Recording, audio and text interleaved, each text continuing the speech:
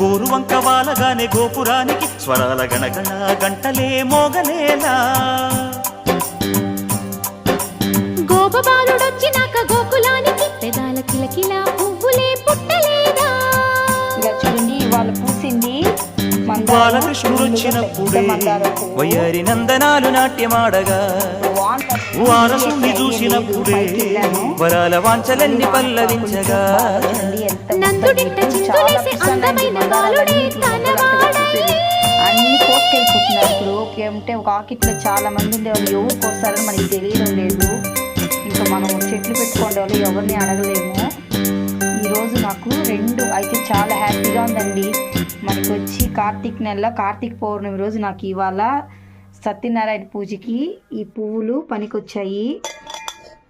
అదేలాగా జాజి, మల్లి పువ్వు, తులసి అన్నీ గిల్లుకొని వచ్చానండి.